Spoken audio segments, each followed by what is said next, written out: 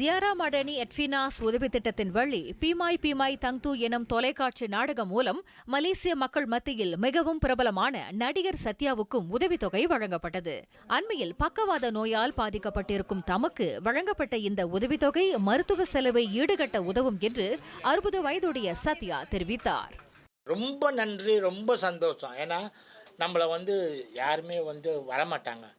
இப்போ நம்மளை இவ்வளோ பேர் பார்க்குறாங்க, இவ்வளோ பேர் வராங்க அப்படின்னா நம்மளை வேணும். நான் 3 பேர் தான் இருந்தேன் மிஞ்சி, அச்சப்பன், ராமா, சத்யா. இப்போ அவங்க 2 பேரும் இறந்துட்டாங்க, அச்சப்பனும் ராமாவும். இப்போ நான் மட்டும்தான்.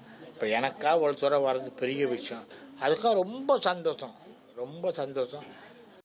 42 ஆண்டுகளாக கலைத்துறையில் மிளிர்ந்து வரும் சத்யா தற்போது கிறிஸ்துமஸ் என்ற தொலைக்காட்சி தொடரில் நடித்துள்ளதாகவும் தொடர்ந்து சில நிகழ்ச்சிகளில் நடித்து வருவதாகவும் தெரிவித்தார். அப்போ நம்ம நடிக்கக்குள்ள இப்போ கடையில் உட்காந்து சாப்பிட்றோம், ஒரு தண்ணியை கோப்பியை ஆர்டர் பண்ணிட்டு, டேய் மனாப்பிக்கலாம் சை தான் அம்மா தூங்குறது எங்கடா மச்சான் போனேன், இவ்வளோ நேரம் வெயிட் பண்ண அப்படி பேசலாம். எனக்கு பேச்சு பிரச்சனை இல்லை, எனக்கு என்ன ஏஞ்சி நடக்க தான் முடியல. அது பிரச்சனை இல்லை, செஞ்சிடலாம். என்ன ஒரு மாதம் 2 மாதம் ஒடியாந்துருவேன் நான். சத்யா அப்படின்னு வந்துடும், அப்பா வந்துடும். Don't worry. இயல்பான நடிப்பு திறனால் மக்களின் கவனத்தை ஈர்த்த சத்யாவின் உடல்நிலை தற்போது சீராகி வருகிறது.